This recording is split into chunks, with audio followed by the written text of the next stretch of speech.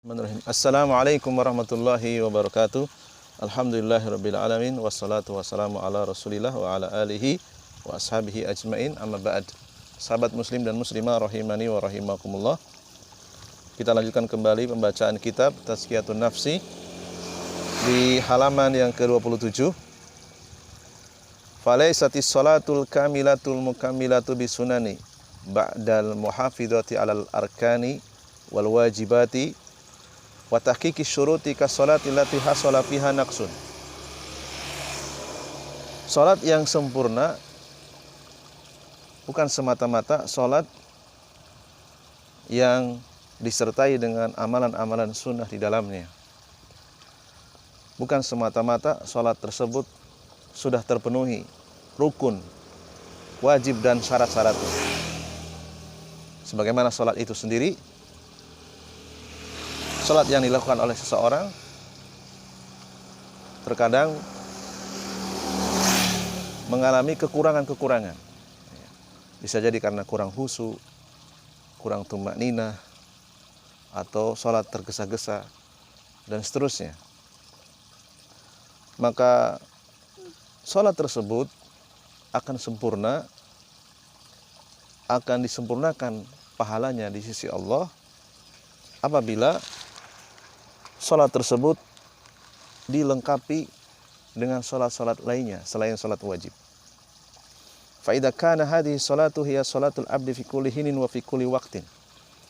Hendaknya seorang muslim ketika ia memiliki kesempatan, memiliki waktu di antara salat-salat wajib, maka gunakanlah kesempatan itu untuk mengamalkan salat-salat sunnah.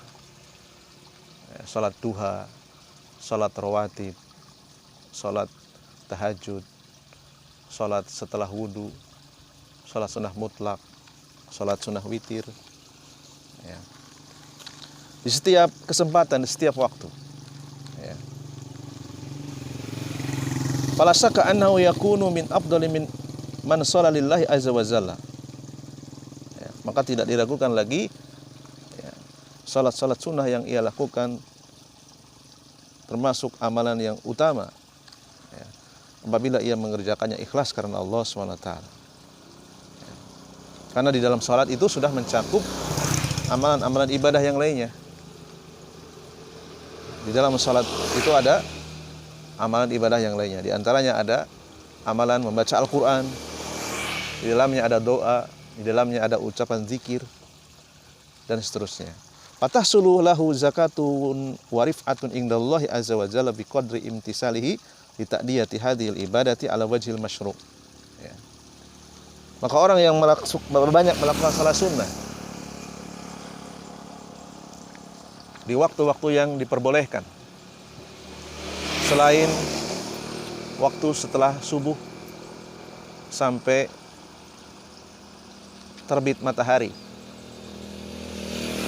selain waktu ketika matahari di atas kepala sampai condong sedikit ke arah barat, selain waktu di saat matahari menguning sampai terbenamnya matahari di ufuk barat. Selain waktu-waktu terlarang tersebut, banyak sekali salat-salat sunnah yang bisa kita praktekkan. Ya. Semakin banyak salat sunnah yang kita lakukan di kesempatan di setiap waktu, maka ibadah ini akan bisa mensucikan jiwa seseorang, akan meninggikan derajatnya di sisi Allah SWT sesuai dengan kadar salat sunnah, salat-salat yang ia kerjakan mengikuti petunjuk Nabi, sesuai dengan tata cara yang disyariatkan. Tidaklah ia mempraktekkan salat-salat sunnah kecuali dengan mengikuti dalil-dalil yang bisa dipertanggungjawabkan kesahihannya. Dia tidak akan mungkin melakukan salat-salat sunnah yang dalilnya masih diperdebatkan, yang dalilnya masih dinilai lemah atau bahkan tidak ada dalilnya. Kama annal ibadati tafdulu aidan bi'tibaratin ukhra. Ya, sebagaimana contoh yang disebutkan tadi, amalan-amalan sholat, ya, itu bisa mendatangkan kebaikan, bisa mendatangkan kemuliaan, dan bisa mensucikan jiwa pelakunya. Demikian juga ibadah-ibadah yang lainnya, itu akan memiliki keunggulan di sisi Allah SWT, dilihat dari berbagai sisi yang lainnya. Fatabdulu bi'tibaratil mudawamati alal amali. Ya, ada sebuah amalan yang bernilai tinggi di sisi Allah karena pelakunya mengamalkan ibadah tersebut secara rutin. Ya. Ada orang yang mampu rutin melaksanakan puasa sunnah, maka puasa sunnah tersebut memiliki keunggulan di sisi Allah SWT dan bisa mensucikan jiwanya karena al-mudawamah. Ia mengamalkannya, mempraktekannya secara kontinu. Dan Allah sangat mencintai amalan yang dilakukan oleh seorang hamba, meskipun amalan tersebut sedikit tetapi rutin. Ia membaca Al-Quran setiap hari, mungkin hanya 1 lembar, tapi rutin. Ini lebih dicintai oleh Allah SWT daripada ia membaca Al-Quran 1 juz tapi sebulan sekali atau setahun sekali. Demikian juga ia bersedekah rutin sesuai dengan kemampuan, lebih dicintai oleh Allah SWT daripada ia berinfak atau bersedekah dengan harta yang besar tetapi jarang ia lakukan. Kemudian berikutnya wal iqtisadi fihi. Amalan yang dilakukan oleh seorang akan bernilai di sisi Allah karena amalan tersebut dilakukan secara tidak berlebihan, tidak melebihi batas syariat yang diizinkan.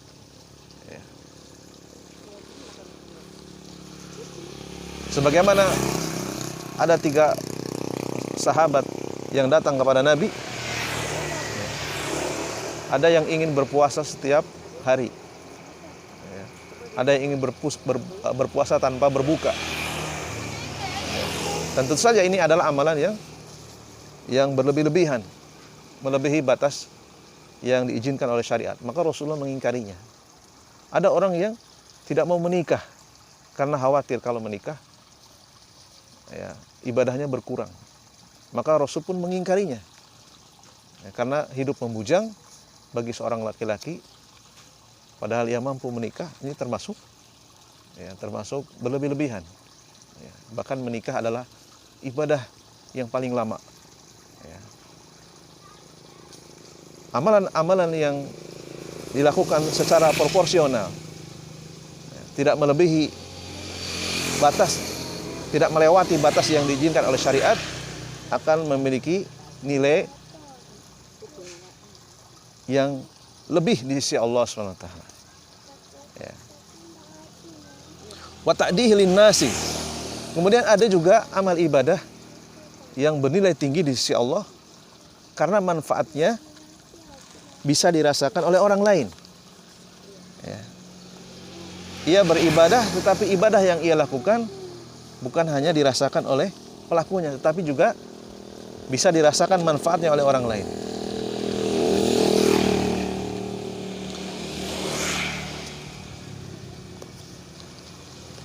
Al-Imam Ahmad rahimahullah ta'ala ketika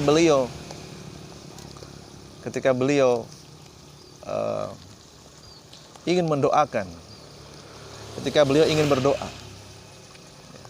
beliau sampai mengatakan, seandainya aku memiliki doa yang pasti dikabulkan, maka doa yang aku panjatkan doa untuk penguasa.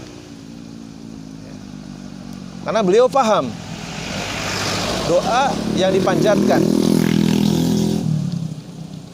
untuk diri sendiri kebaikannya kepada orang yang berdoa.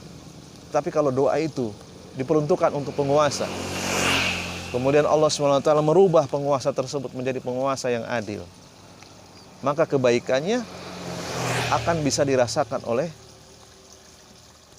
banyak manusia.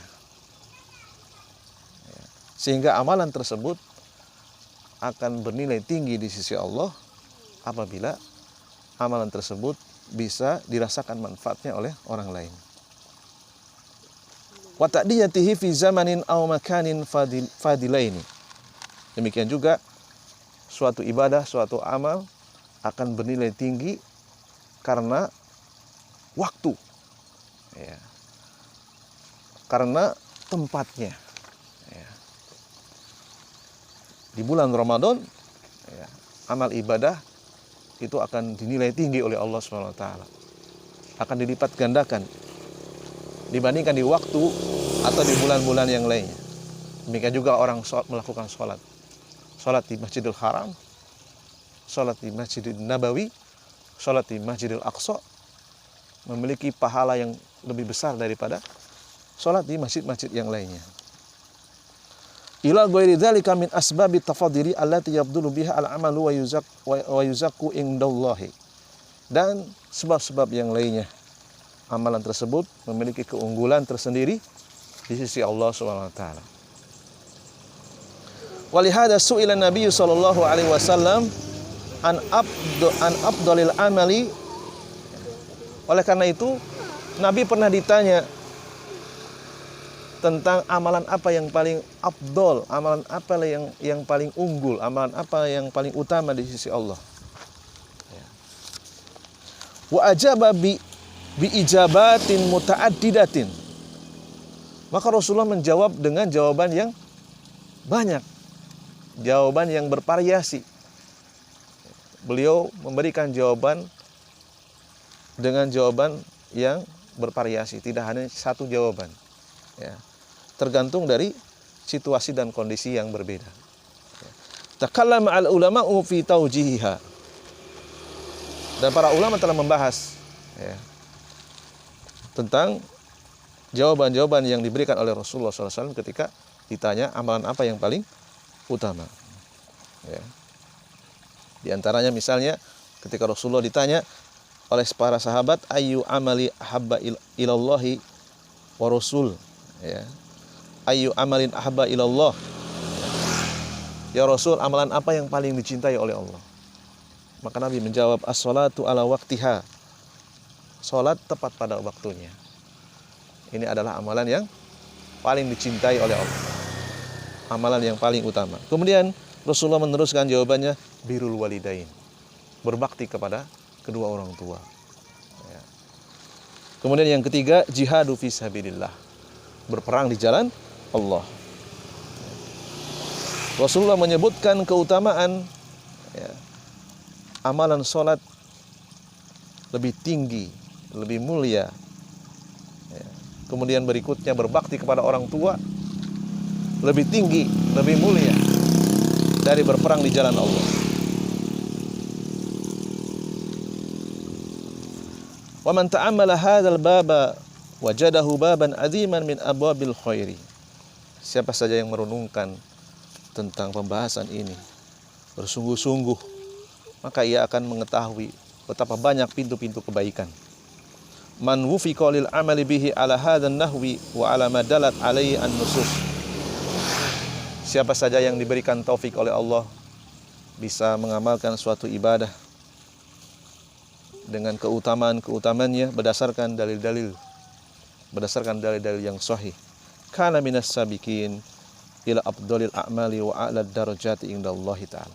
Maka ia termasuk golongan orang-orang yang as-sabiqin, orang-orang yang lebih dulu mendapatkan keutamaan, mendapatkan kebaikan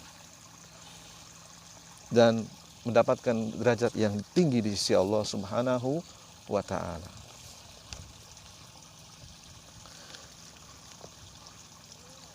Ini adalah pembahasan tentang poin yang kedua, sebab yang bisa ditempuh oleh seorang hamba di dalam mensucikan jiwa, yaitu al-fiqhu fiddin. Insyaallah ta'ala kita akan sambung pada poin yang ketiga, ma'rifatu athari dunubi ala nafsi, mengetahui dampak negatif dari dosa. Ya. Mungkin ini saja yang bisa kita bacakan. Subhanakallahumma bihamdika asyhadu an la ilaha illa anta astaghfiruka wa atubu ilaik. Assalamualaikum warahmatullahi wabarakatuh.